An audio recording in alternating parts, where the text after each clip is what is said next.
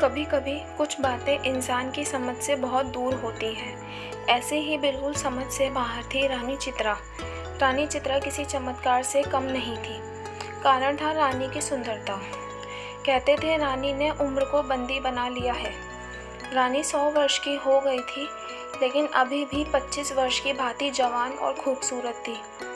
विश्वास के परे था, इसलिए तो लोग चमत्कार कहते थे। रानी एक विशाल साम्राज्य की रानी थी। कहना था कि उसे अमरता का वरदान है। समय समय पर कई तरह के कायस रानी के लिए लगाए जाते थे। मानना था कि रानी के पास ऐसी कोई शक्ति है जिससे वो अभी तक युवा अवस्था में ही है। रहस्यमयी होने के कारण डरना स्वाभाविक था। रानी की आभा देखते ही बनती थी।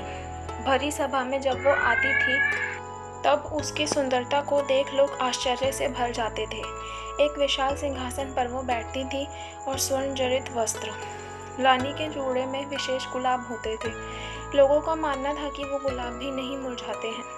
वह रानी सुंदर थी और ऊपर से हमेशा जवान रहने वाली रानी कौन नहीं चाहेगा। इसलिए रानी पर मोहित होने वाले राजकुमारों की कोई भी कमी नहीं होती थी। लेकिन रानी के यह रहस्य ही नहीं बल्कि एक रहस्य और था कि अब तक रानी कई बार विवाह कर चुकी हैं, लेकिन रानी के विवाह ज़्यादा नहीं टिकते। पहली रात के बाद ही रानी जिससे भी विवाह करती वो फिर कभी नज़र नहीं आता था। एक रहस्य से भरी रानी, और रानी की इतनी रहस्यमयी बातें पता होने के बाद भी रानी के ऊपर मिटने वालों की कमी नहीं थी। एक अजीब सम्मोहन था जो सबको उसकी ओर खींचता था। जिज्ञासावश ही कई रानी का होना चाहता था कि आखिर रानी के पास ऐसा क्या है जिससे वो 100 वर्षों के बाद भी अभी तक ज्यों की त्यों बनी हुई है। पड़ोसी राज्य का एक युवा राजकुमार अब रानी पर मोहित हो गया। रानी को प्रस्ताव दिया कि वो उनसे विवाह करना चाहता है। बड़ा बहादुर था। कई दिनों के बाद उसने यह निर्णय किया था। रानी को मिलने वो सभा में आया। रानी ने कहा कि तुम मुझसे विवाह क्यों करना चाहते हो। राजकुमार ने बोला, ना करने की एक वजह आप बता दीजिए। हमेशा युवा और इतना रहस्य होने के बाद भी मैं आपको अपनाना चाहता हूँ। रानी ने कहा कि क्या तुम्हें पता है, बगल बगल बातें करने वाले मर्द पहली रात ही राजमहल छोड़कर भाग जाते हैं। राजकुमार बोला कि वो भागने वालों में से नहीं है। रानी बोली, हमने यह दावे पहले भी सुने हैं, लेकिन जिस आश्चर्य को देखने वो आते हैं उसे देखने के बाद किसी को दिखाई नहीं देते हैं। कई दिनों तक रानी ने उसे समझाने की कोशिश की, लेकिन राजकुमार अडिग रहा। रानी ने कहा कि हमने तुम्हें बहुत समझा दिया, अब तुम्हारे साथ जो भी होगा उसके लिए तुम स्वयं जिम्मेदार होंगे। रानी का विवाह एक बार फिर होना तय हुआ। राज्य में फिर से चर्चा का विषय बन गया। सभी लोगों का मानना था कि पिछलों की तरह यह राजकुमार भी एक रात के बाद अदृश्य हो जाएगा। रानी के चेहरे पर एक अभिमान वाली मुस्कान थी। सारे राज्य को सजाया गया और रानी का विवाह उस राजकुमार के साथ संपन्न हुआ। बस अब था उस रात का समय जिस रात में कई रहस्य हैं, जिस रात के बाद रानी के कई राजकुमार फिर दिखाई नहीं देता था। रानी और राजकुमार की सुहागरात के लिए रानी का कक्ष विशेष रूप से सजाया गया। राजकुमार रानी के कक्ष में आया। उसे कुछ अजीब चीज़ें नज़र आईं।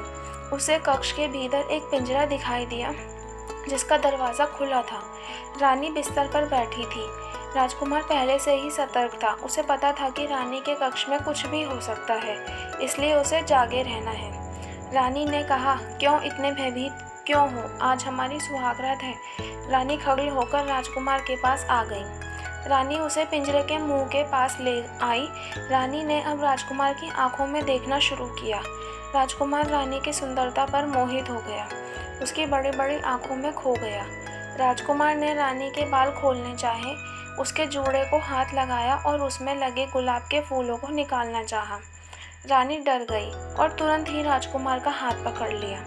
रानी को डरते देख राजकुमार रुका, फिर सोचा हो ना हो इसमें ही कुछ राज है। उसे पता चल गया था कि इन फूलों में कुछ रहस्य है।